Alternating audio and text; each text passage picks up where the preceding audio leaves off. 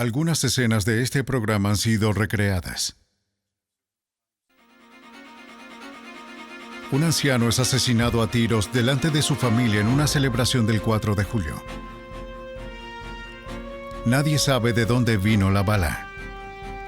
¿Cómo puede la policía rastrear al asesino? Un carismático líder de las Panteras Negras muere en una redada policial. Sus partidarios dicen que fue asesinado. La policía dice que le dispararon en defensa propia. ¿Puede un experto forense determinar quién está mintiendo?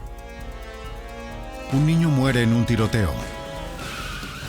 ¿Puede una computadora de última generación vincular pruebas de este delito con otro y ganar una condena?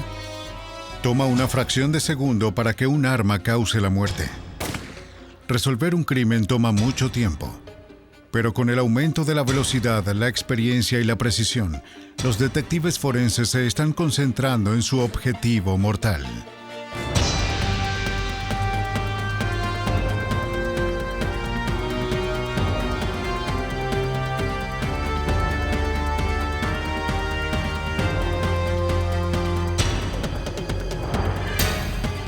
Los nuevos detectives, casos estudiados por la ciencia forense.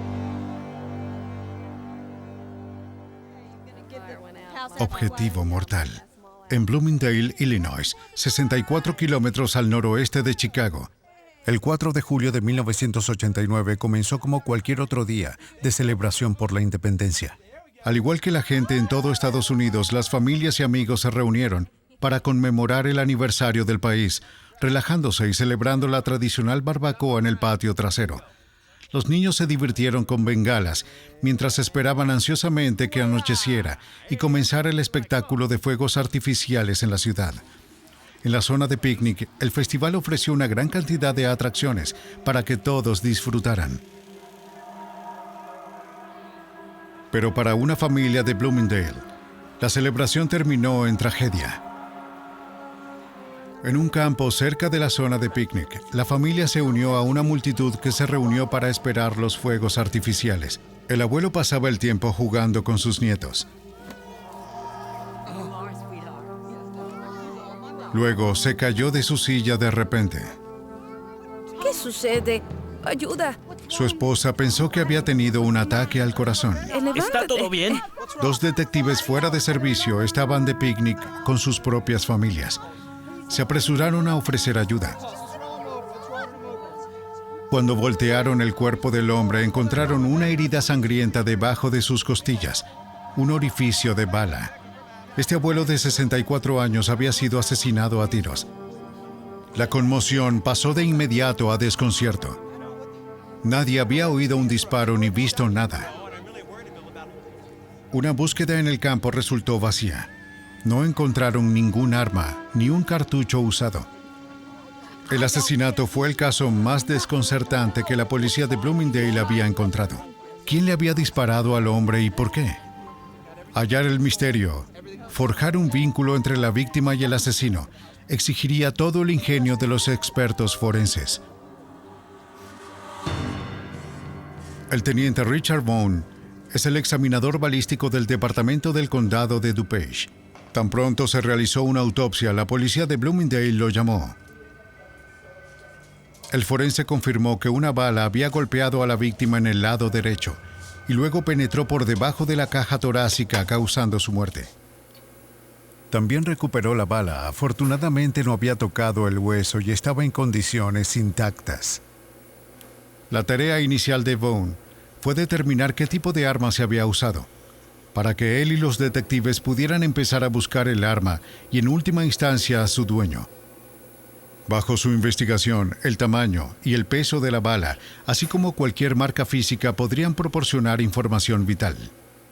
Para la evidencia de este caso, la primera pregunta sería ¿qué calibre es? El calibre se determina por el peso y el diámetro de la bala. Vaughn comenzó pesando la bala en una balanza digital. Luego la midió con un instrumento llamado micrómetro.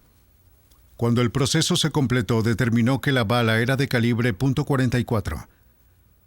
Venía de una de las armas más poderosas del mercado, Magnum 44. Varias compañías fabrican tales armas. Vaughn tuvo que determinar la marca y el modelo del que disparó la bala mortal. Colocó la bala bajo un microscopio y examinó sus características de estriado.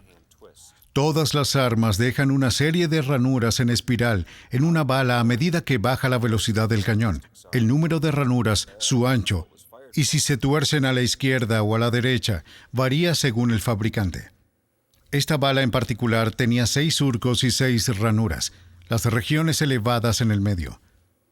Giraron en espiral a lo largo de la bala con un giro hacia la derecha. Vaughn recurrió a un dispositivo llamado unidad de proyección de medición. Le permitió determinar con precisión los anchos de cada área y surco. Con esta información, Vaughn recurrió a una base de datos informática llamada Archivo de Características Generales de Ánima Rayada, que contiene información sobre miles de armas. La alimentación en el calibre, número y anchura de los tramos y ranuras, y el giro direccional de la bala le permitió identificar la posible marca del arma. Teníamos un ancho de ranura de 3,27 milímetros. Cuando nos referimos a la categoría de calibre 44 Magnum, observará que la marca y modelo probable de arma de fuego que podría haber disparado la bala de evidencia era un arma de fuego fabricada por Strong Ruger y el modelo sería el modelo Red Hawk. En 2 horas, Vaughn desarrolló una prueba vital. El arma era un Strong Ruger Red Hawk 44 Magnum, pero la búsqueda en las tiendas de armas locales no reveló ningún registro de venta de alguna de este tipo. Vaughn decidió que la única forma de rastrear al asesino era encontrar desde dónde se había disparado la bala. Un manual de municiones le decía que una Ruger Red Hawk 44 Magnum tiene un alcance máximo de aproximadamente 2,5 kilómetros. Pero las posibilidades de localizar el lugar donde se había disparado la bala en un área tan grande son casi imposibles. Para reducir el área de búsqueda, Vaughn regresó al lugar del asesinato para reconstruir el incidente. Todo lo que necesitaba era un maniquí, una silla de jardín y una varilla de madera. Sentó al maniquí en el mismo lugar y posición de la víctima.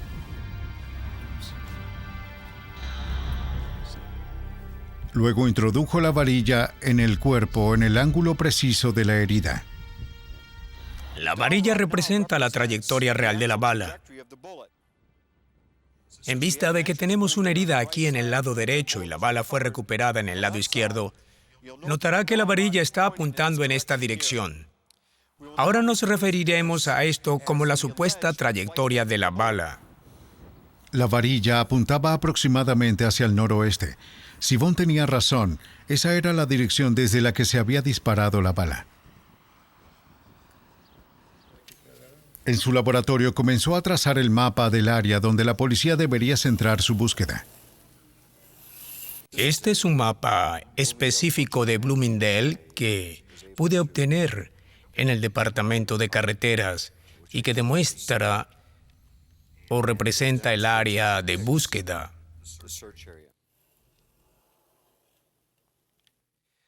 Notarán que esta área es el campo abierto en el que los espectadores estaban sentados esperando a que se produjeran los fuegos artificiales del 4 de julio. La víctima estaba sentado en una silla aquí.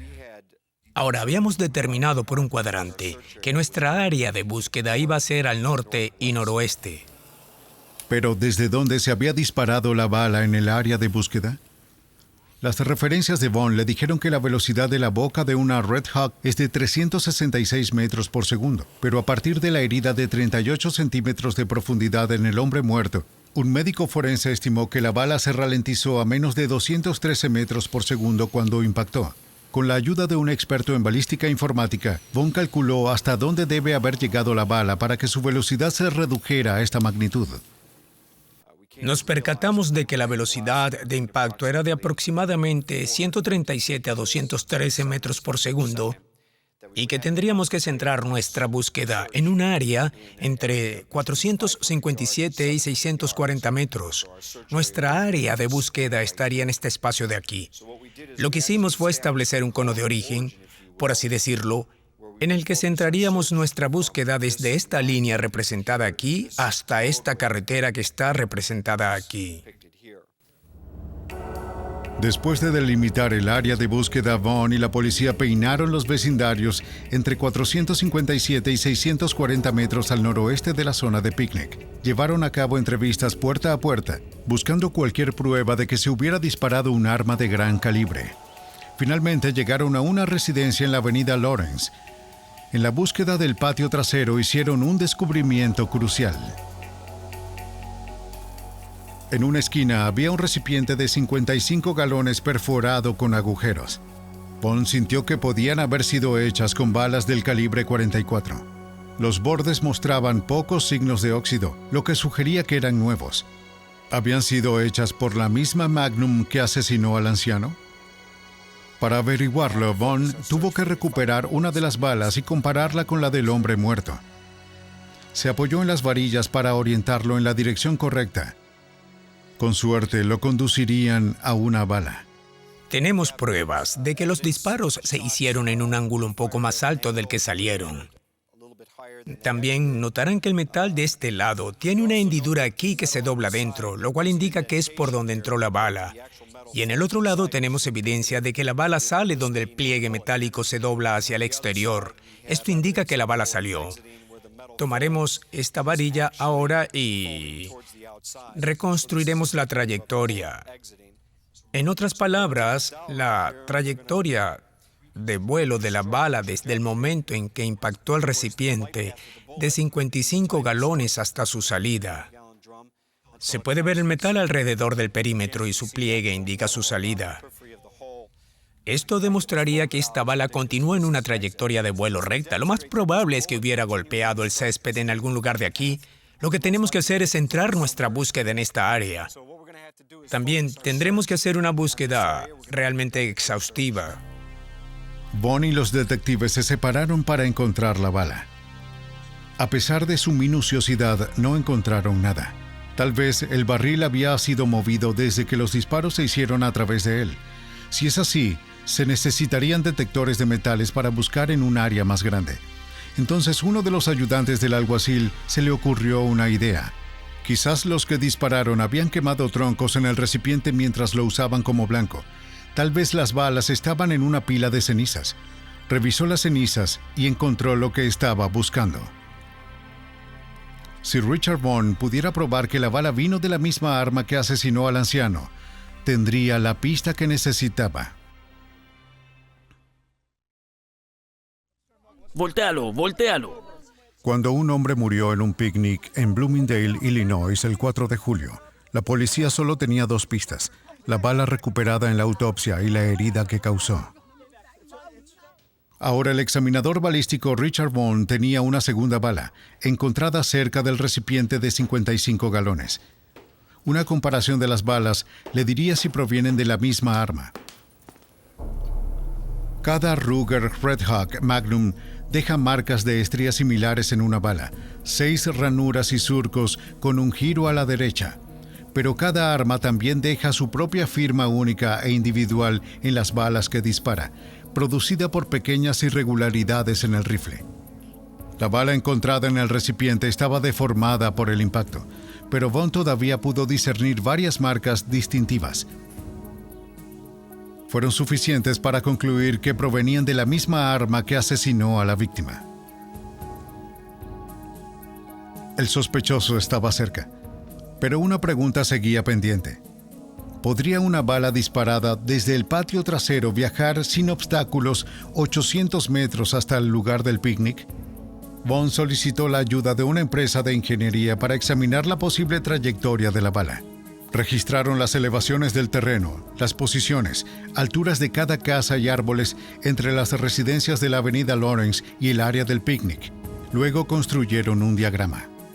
La línea roja muestra la trayectoria calculada de la bala. La línea oscura aquí indica el terreno. Hemos documentado aquí las viviendas que están dentro de la línea de la trayectoria de la bala.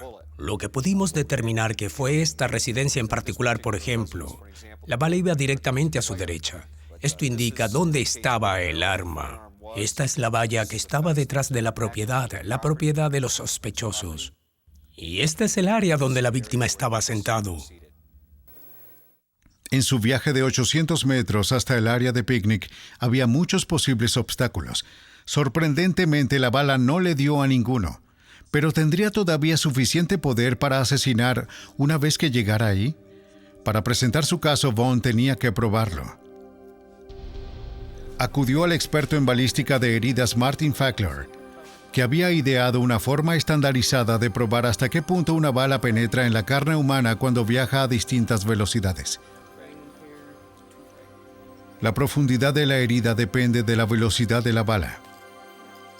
Para simular el poder penetrante de una bala después de un vuelo de 800 metros, se retira algo de pólvora para reducir su velocidad a entre 122 y 213 metros por segundo. Esto se conoce como un tirador de inercia de bala. Y vamos a usar esto para tirar y separar la bala del estuche del cartucho, de modo que podamos retirar el polvo del estuche del arma. Vaughn cuidadosamente inclina una cantidad medida de la pólvora. Es un proceso de ensayo y error. Vacía algo de pólvora, dispara una bala. Mide la velocidad de la bala. Si es demasiado alto, se quita un poco más de la pólvora. Si es demasiado bajo, se quita menos de la siguiente ronda. Para asegurar que la bala impacte en el bloque a la velocidad prevista, su velocidad se mide con un temporizador electrónico. A esto se le llama cronógrafo. No es más que un temporizador que se inicia con la sombra de una bala que pasa entre estas dos primeras barras y el tiempo se detiene con la sombra de la bala que pasa entre las dos segundas barras. La velocidad en metros por segundo del proyectil se registra en la parte delantera de la máquina. Finalmente, cuando todo está listo, la bala de prueba se dispara contra la gelatina. ¡A cubierto! La bala viajó 38 centímetros, casi idéntica a la profundidad de la herida fatal. Al igual que la bala encontrada en la víctima, no se había deformado. La prueba demostró que la bala tenía suficiente poder para asesinar al hombre a 800 metros de distancia, lo que es una prueba más de que el disparo había sido hecho desde la avenida Lawrence. Los resultados de la prueba de Vaughn dieron al asistente del fiscal del estado, Joe Burkett, motivos para entregar una orden de registro a Robert Loxton, residente de la casa donde encontraron el recipiente. Loxton admitió que él y su novia celebraban el 4 de julio, pero al principio negó tener un arma. Como delincuente exconvicto, era ilegal que poseyera una. Mintió sobre todo hasta que se enfrentó a hechos que conocíamos y que habíamos incluido en la orden de arresto, y finalmente confesó e implicó a su novia también en el tiroteo. Bajo la presión de Burkett, Loxton presentó una Strom Ruger Red Hawk de calibre 44. Más tarde confesó y reveló los acontecimientos de su fiesta. Comenzó con una barbacoa para unos pocos amigos. Por la tarde, Loxton había entrado a la casa a buscar su Ruger Red Hawk. Una jarra de agua fue colocada en el recipiente de 55 galones como blanco. Loxton disparó 5 tiros. Una golpeó la jarra, pero 4 fallaron, y en su lugar tocó el recipiente. Luego le entregó el arma a su novia, cuyo disparo no le dio a la jarra y al tambor por completo. Tras la declaración de Loxton, Vaughn determinó que la novia disparó la bala mortal. Como era más baja que Loxton, inclinó el arma más alto. El aumento del ángulo le dio a la bala una trayectoria lo suficientemente alta como para llegar a los campos de picnic. Loxton se declaró culpable del uso ilegal de un arma de fuego, de poseer un arma robada y de homicidio involuntario. Su novia también admitió haber disparado el arma y también se declaró culpable de homicidio involuntario. Loxton fue sentenciado a 6 años. Su novia recibió 90 días más libertad condicional. Y fue realmente una investigación exitosa porque, como con cualquier asesinato o cualquier homicidio, los oficiales de policía y fiscales no tomaron vacaciones. Trabajamos en conjunto con la oficina del alguacil, la oficina del forense, el departamento de policía de Bloomingdale, el sargento Bone del laboratorio criminal. Todos hicieron un excelente trabajo. En Bloomingdale, la víctima y el asesino desconocían la existencia del otro y estaban a 800 metros de distancia. Se necesitaron las herramientas de la ciencia forense y la dedicación de los profesionales de fuerzas policiales y de expertos en balística para descubrirlo. La muerte de Bloomingdale fue un trágico accidente, causado por el descuido y un sorprendente giro del destino. Su aleatoriedad lo convirtió en un desafío a resolver. En Chicago, durante la turbulenta década de 1960, un investigador se enfrentó a un reto diferente. Encontraron muerto a un activista político. ¿Fue asesinado en defensa propia o intencional?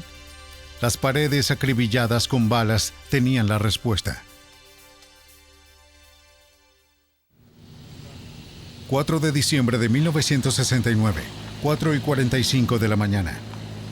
14 agentes de policía seleccionados por el fiscal del estado de Illinois, Edward Hanrahan, se acercaron a un apartamento en el área de Oak Park en Chicago, el corazón del gueto negro de la ciudad. Estaban a punto de embarcarse en lo que se convertiría en uno de los eventos más controversiales en la historia de Chicago. El apartamento del primer piso estaba ocupado por miembros del partido Pantera Negra, una organización militante de izquierda que predicaba la revolución social. Cuando el grupo principal de policías entró por el frente, una fuerza más pequeña entró por la parte de atrás. 15 minutos más tarde, el pequeño apartamento de 2 dormitorios estaba lleno de 100 balas. Cuando el humo se disipó, 2 jóvenes panteras murieron. 4 resultaron heridos, 2 de ellos gravemente. 2 policías recibieron heridas superficiales. En la incursión encontraron un alijo de armas, 19 armas y cajas de municiones. Entre los muertos estaba Fred Hampton, de 21 años, el carismático líder del capítulo de los Panteras de Illinois. Los negros necesitan algo de paz. La gente blanca necesita algo de paz. Tendremos que pelear. Vamos a tener que luchar religiosamente para lograr la paz. Hampton fue la 28ª Pantera Negra asesinada por la policía en menos de 2 años. Los Panteras Negras surgieron en Oakland, California, producto de los disturbios sociales de la década de 1960. Mientras que los líderes negros como Martin Luther King abogaban por la desobediencia civil y la acción política para promover los derechos civiles, los Panteras parecían dispuestos a usar la violencia si era necesario. La incursión del 4 de diciembre se convirtió rápidamente en un evento mediático, ya que las Panteras y las autoridades contaron cosas radicalmente diferentes de lo que había ocurrido. Hanrahan dijo que la policía estaba cumpliendo una orden de registro legítima cuando los Panteras comenzaron a disparar. Cuando los policías informaron sobre su cargo, les dispararon. En una manifestación filmada, la policía dio su versión de la operación. En esta versión, la pantera Mark Clark estaba sentado en una silla en la sala de estar. Disparó con una escopeta hacia la puerta principal mientras la policía se acercaba. La policía irrumpió y lo asesinó a tiros. A medida que más panteras empezaron a disparar, el intercambio se intensificó. Hubo 3 disparos desde el dormitorio de atrás, directamente en la puerta trasera cuando entré. Me alejé de nuevo. De acuerdo a la policía, cuando entraron a la habitación de Hampton, lo encontraron en la cama, acostado boca abajo. Abrió fuego con un arma automática calibre 45 y una escopeta. En defensa propia, le dispararon 2 veces en la cabeza. Pero los Panteras Negras contaron una historia diferente. La policía irrumpió sin avisar, empezó a disparar y asesinó a Mark Clark, quien disparó solo después de haber sido atacado.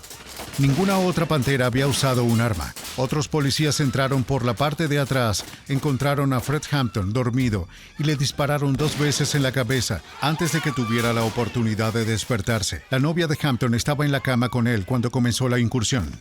Estaba medio dormido y cuando miré hacia arriba vi las balas que salían del frente del apartamento, del área de la cocina.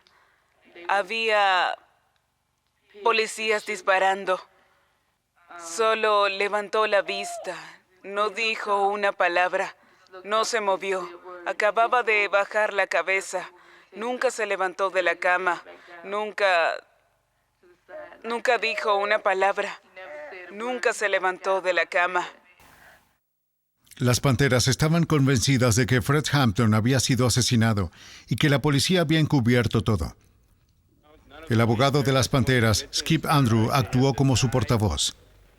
Cualquiera que pasara por el apartamento y examinara las pruebas que quedaban allí, solo podía llegar a una conclusión, y es que Fred Hampton, de 21 años y miembro de un grupo militante bien conocido, fue asesinado en su cama, seguramente mientras dormía. La policía arrestó a las Panteras sobrevivientes y los acusó de varios delitos, incluso de intento de asesinato. Para defender a las Panteras, sus abogados necesitaban pruebas que apoyaran su versión de la incursión. Acudieron al experto en balística Herbert McDonald. Parecía una decisión insólita. En varias ocasiones había investigado los tiroteos entre la policía y grupos radicales negros. Usualmente se ponía del lado de la policía. Comprendí que se trataba de un tiroteo similar a los que había investigado antes en la República de Nueva África, Fred y otros, así que esperaba que este fuera otro grupo de militantes negros que estaban equivocados y que la policía estaba en lo cierto. Cuando McDonald vio su rol, tuvo que decidir si la policía o el relato de la redada de los Panteras revelaban la verdad. Para determinar esto, tendría que reconstruir la redada a partir de agujeros de bala y balas gastadas en el apartamento. Se necesitaría la habilidad de McDonald para averiguar qué sucedió. Entró en el apartamento a través de un pequeño vestíbulo que conducía a la sala de estar. Mark Clark, el primer Pantera en morir, había sido disparado aquí. Detrás del salón había 2 dormitorios.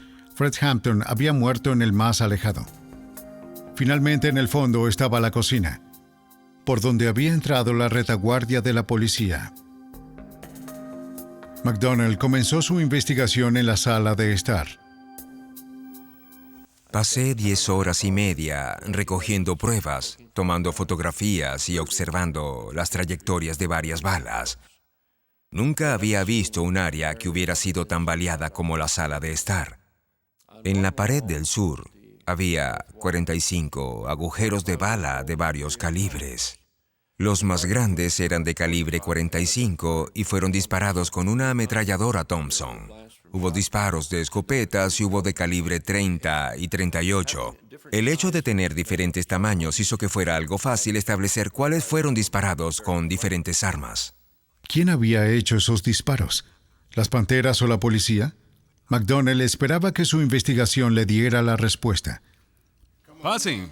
Mientras los visitantes recorrían el apartamento, McDonald se puso a trabajar desempacando las herramientas simples de su oficio. Una cámara, un cuaderno, una regla y una cuerda. Pronto hizo una petición curiosa. Le pregunté si podía traer unas pajillas y unas varillas. Las Panteras salieron, algunos de ellos, y regresaron muy rápido con un gran puñado de pajillas y un paquete de varillas pequeñas. Después de medir la posición exacta de cada agujero en la pared de la sala de estar, McDonald introdujo suavemente las varillas y las pajillas. Siguiendo la dirección de una varilla, podía trazar la trayectoria de una bala. Las pajillas protegían los agujeros, asegurando que una espiga no golpeara el yeso y destruyera la evidencia. Cuando terminó, el resultado fue sorprendente. Las 45 balas habían sido disparadas desde la puerta de la sala de estar. Todas debieron venir de la policía cuando irrumpieron en la habitación. Cuando comencé a mirar el número de agujeros de bala, se hizo evidente que la gran mayoría parecía estar entrando en el apartamento en lugar de salir. La investigación parecía estar favoreciendo la versión de los Panteras acerca de la redada, pero la policía se apresuró a exponer su caso. En una entrevista con el Chicago Tribune, Hanrahan mostró una fotografía de agujeros de bala en la moldura alrededor de la puerta trasera. Lo llamó prueba irrefutable de que los Panteras habían disparado a la policía cuando entraron por la parte de atrás del apartamento. Los reporteros estudiaron las fotos.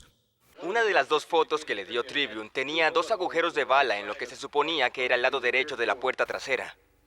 Pero cuando los reporteros inspeccionaron el apartamento, encontraron que las marcas no eran agujeros, sino clavos.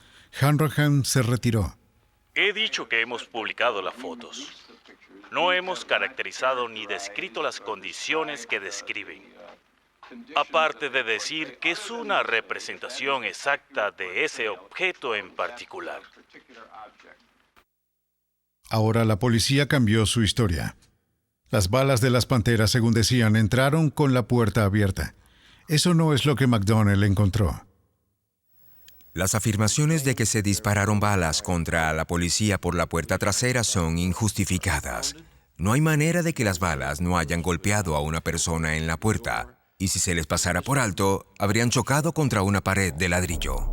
McDonnell continuó su investigación en el dormitorio delantero, donde descubrió que las balas en la sala de estar habían atravesado la pared. Mientras estaba en el dormitorio, notó que la puerta también estaba perforada por las balas. Contó 25 impactos. La policía había dicho que los Panteras les dispararon en el dormitorio y se negó a dejar de disparar a pesar de las órdenes de los agentes. A primera vista, la puerta parecía confirmar esta parte de la historia de la policía. Todos los disparos en la puerta vinieron de adentro hacia afuera. Exactamente lo que se esperaría si los Panteras en el dormitorio hubieran disparado a la policía.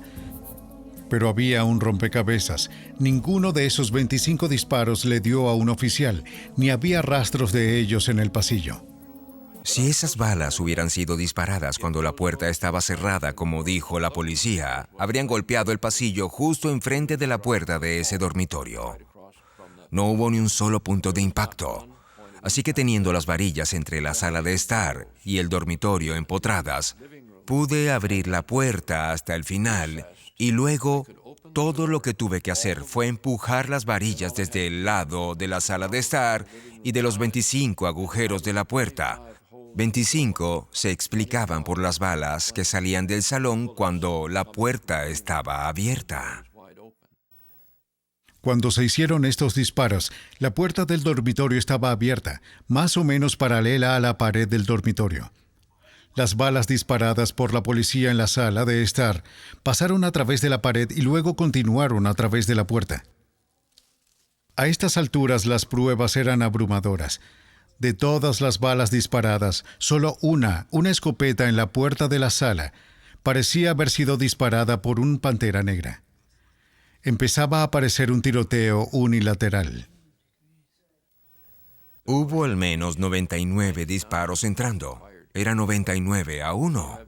Las balas no salían, las balas entraban. ¿Pero qué pasó en el dormitorio de atrás cuando Hampton perdió la vida? ¿Estaba esperando en la cama listo para disparar, como dijo la policía? ¿O estaba dormido y fue asesinado a sangre fría por la policía, como insistían los Panteras? La trayectoria de las balas a través de su cráneo podría resolver el acertijo. El 3 de enero de 1970, un gran jurado federal ordenó la exhumación del cuerpo de Hampton. 2 autopsias anteriores habían dado resultados contradictorios. Uno conducido por el forense del condado de Cook informó que las 2 balas en su cabeza provenían de direcciones opuestas. Eso sugiere que estaba despierto y relajado. Los parientes de Hampton arreglaron una segunda cita con un patólogo privado. Descubrió que ambas balas habían golpeado desde la derecha y viajado por senderos aproximadamente paralelos, lo que sugería que Hampton estaba acostado. La nueva autopsia confirmó la segunda en cuanto a la trayectoria. Ambos disparos entraron a la cabeza de Hampton por la derecha. El hallazgo apoyó la afirmación de los Panteras Negras de que Hampton había estado dormido acostado boca arriba con la cabeza hacia abajo. Desde la trayectoria hasta la cabeza de Fred Hampton, ambos disparos se realizaron en trayectorias casi paralelas que se proyectaban desde atrás hacia la puerta.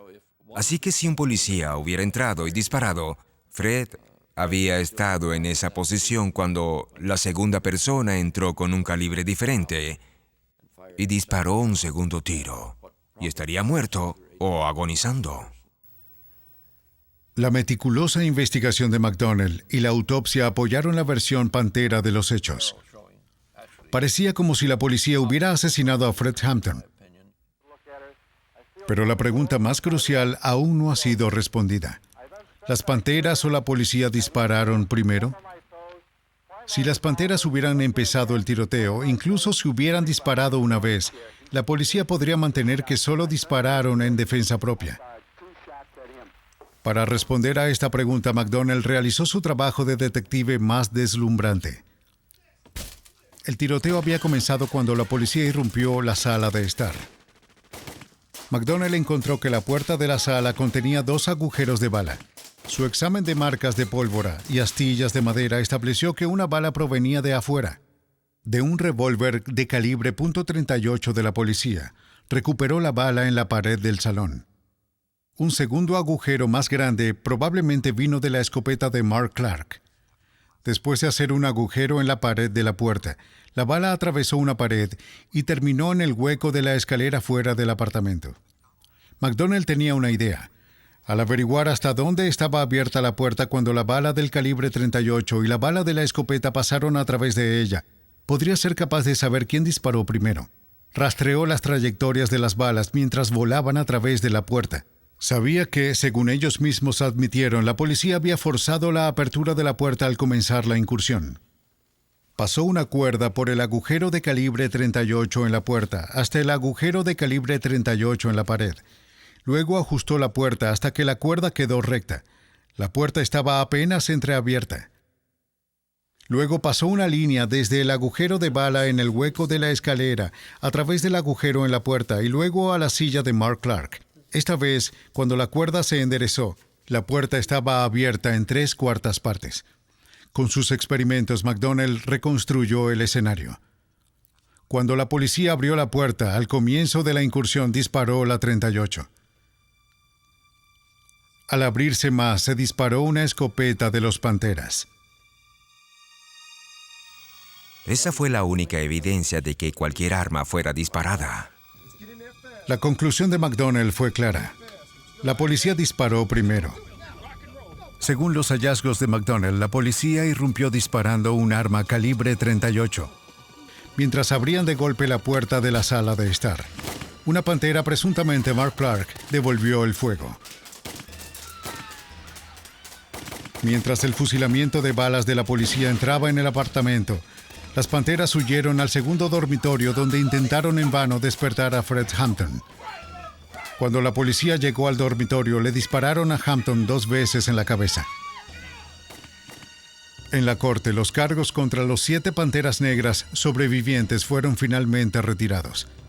Nunca se admitió ninguna acusación contra el fiscal del estado Hanrahan, ni contra los 14 agentes implicados en la incursión. Pero la credibilidad de Hanrahan se vio afectada y su carrera política arruinada. 12 años después, en una demanda civil presentada por los sobrevivientes de las panteras, los atacantes fueron declarados responsables y la ciudad ordenó pagar 1.8 millones en daños y perjuicios. La investigación detallada de McDonnell ayudó a inclinar la balanza y asegurar que al final se hiciera justicia.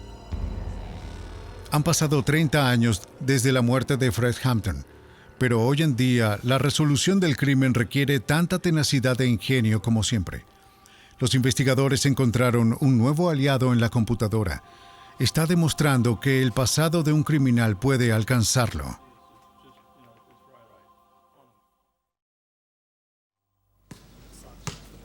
El 8 de marzo de 1996, un niño jugaba en la tarde como lo haría cualquier niño de 12 años cuando ocurrió la tragedia.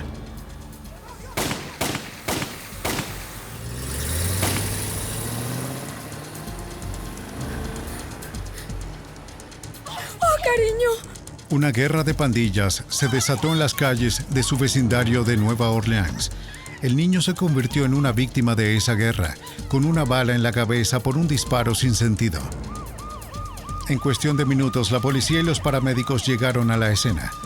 Se apresuraron a salvar la vida del niño, pero desde el principio el pronóstico parecía sombrío. Los detectives de homicidios del Departamento de Policía de Nueva Orleans comenzaron a entrevistar a los testigos del caso. 2 hombres que habían corrido por seguridad cuando ocurrió el incidente regresaron a la escena. Uno de ellos era el tío de la víctima. Los hombres admitieron ante la policía que ellos eran las víctimas. Reconocieron el auto e identificaron al hombre del gatillo como Kevin Jordan, miembro de una pandilla y traficante de drogas. El niño fue llevado al hospital. 15 horas después, falleció. Revisa esto enseguida. Lo examinaré en el microscopio. Cuando comenzó la búsqueda de Kevin Jordan, los sargentos Michael Rice y John Treadaway, examinadores de armas de fuego de la policía de Nueva Orleans, comenzaron su propia búsqueda. 2 balas habían sido encontradas en la escena del crimen y una tercera había sido recuperada del niño. ¿Podrían relacionar esas balas con un arma y luego relacionar esa arma con el asesino? La bala fue colocada en nuestra sala de pruebas y fue entregada a la sección de armas de fuego para que la examinara. Al examinar la bala, descubrí que era un calibre 38 con un 6º giro de estriado derecho. La mayoría de los tiroteos con armas de fuego son semiautomáticas, pero esta bala fue disparada con un revólver. Así que pude informar a la oficina de detectives que el arma que se usó era un revólver calibre 38. ¿Pero las 3 balas fueron disparadas desde la misma 38? Para averiguarlo, Treadaway tuvo que comparar los detalles de cada una. Bien, ¿ves lo pronunciado que es esto si ves el monitor en el surco? Sí. Puedes ver que a 2/3 del camino es una buena combinación. Coincide con el siguiente tramo y en la siguiente ranura. Es un éxito. Sí, así es. Sin duda alguna, ambas balas fueron disparadas con la misma arma. Muy bien. Bien, sí, creo que es lo que necesitan. Ahora los detectives en el campo sabían que solo se había usado un revólver calibre 38. Hasta que lo encontraron, había algo más que Treadaway podía hacer. ¡Abre la puerta, policía! ¿Qué sucede? Los detectives se enteraron del nombre del conductor.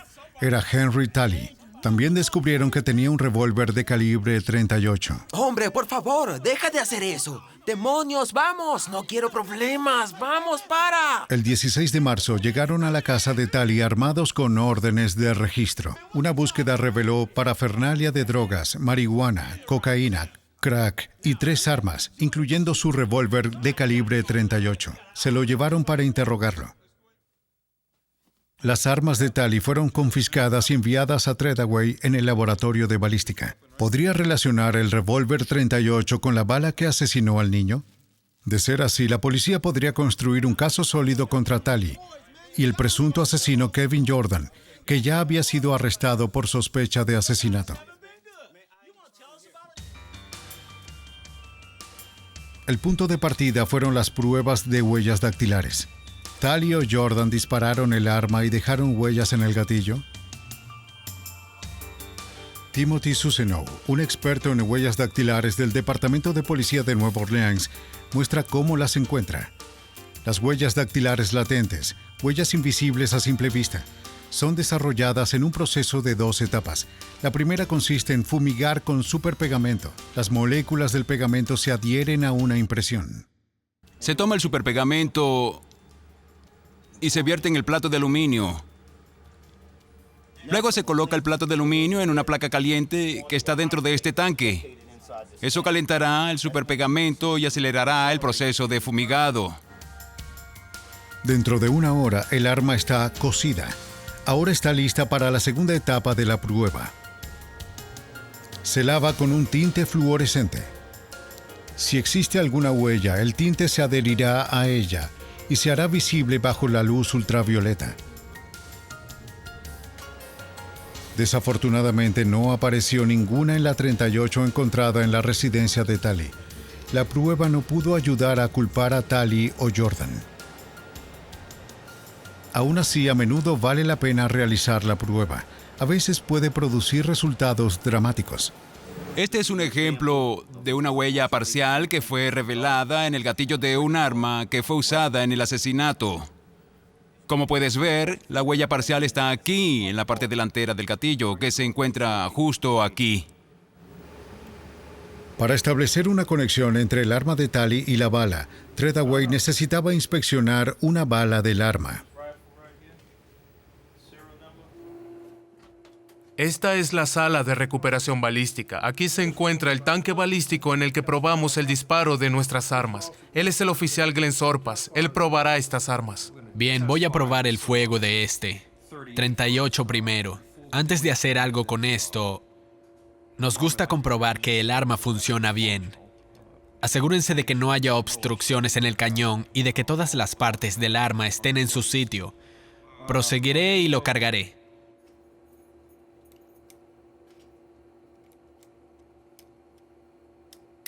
Tenemos que ponernos protección para los oídos. Hay mucho ruido aquí.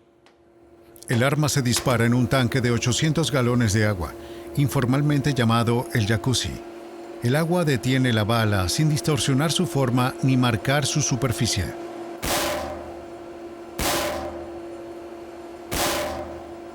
Una vez que se dispara el arma, el siguiente paso es retirar los 2 cartuchos desgastados. El sistema de recuperación de balas es simple pero efectivo. Un mango de escoba y un trozo de masilla tonta. Una vez recuperada la bala, se examinaron sus marcas y se compararon con las balas encontradas en la escena del crimen. La coincidencia fue indiscutible. Así que realicé mi prueba de fuego y analicé la bala de prueba bajo el microscopio con las 3 balas que recibí previamente y determiné que esa arma había disparado esas 3 balas. El arma de Tali había disparado al niño. Tali y Jordan eran delincuentes ex convictos y a estas alturas la policía de Nueva Orleans ya tenía suficientes pruebas para acusar a Jordan de asesinato. Pero sospechaban que las armas encontradas en la casa de Tali habían sido usadas en otros crímenes. ¿Podría un nuevo sistema informático implicar a Tali en crímenes pasados?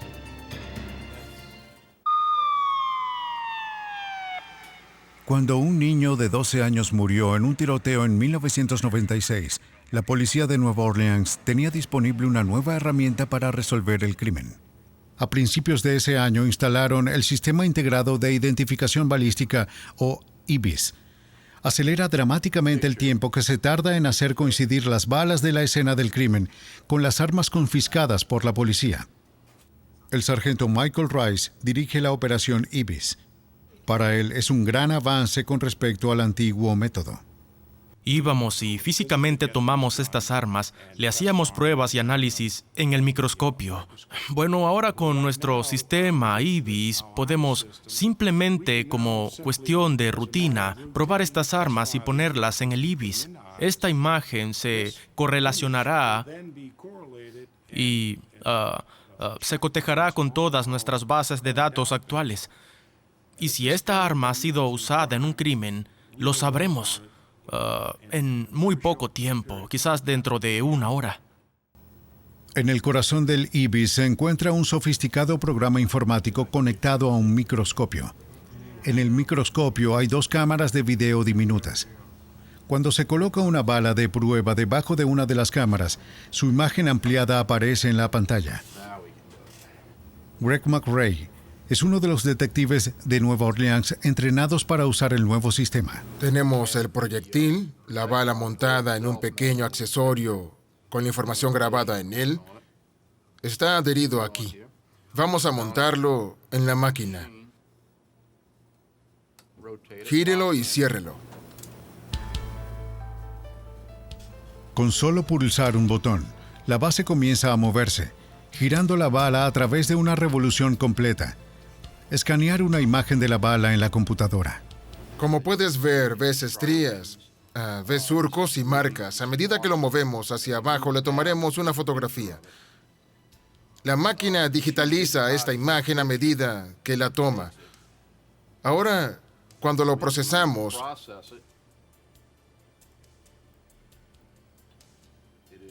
la imagen es tomada y luego procesada digitalmente desde esta máquina a la siguiente computadora que a su vez la correlacionará.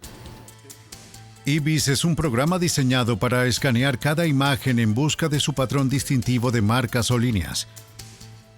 Una vez elegido, el programa busca en su base de datos, buscando otras imágenes de balas que coincidan. En menos de 1 minuto puede examinar miles de balas, una tarea que le llevaría años a un experto en balística como John Treadaway. Esta parte del IBIS se llama Bulletproof, un segundo subsistema llamado Brass Catcher que permite escanear y comparar los cartuchos usados. El proyectil, que es la otra sección de la bala, se colocaría en esta zona, se encerraría aquí y se aseguraría. Este particular microscopio tomará una fotografía con la cámara montada aquí de la parte trasera, o debería decir la cara de la brecha de la cubierta. También el percutor está en esta zona de aquí. Ahora la computadora registra las características distintivas del proyectil, las posiciones y formas de las hendiduras dejadas por el percutor y los pequeños agujeros que quedan al ser expulsado del arma. La operación se tarda de 2 a 3 minutos.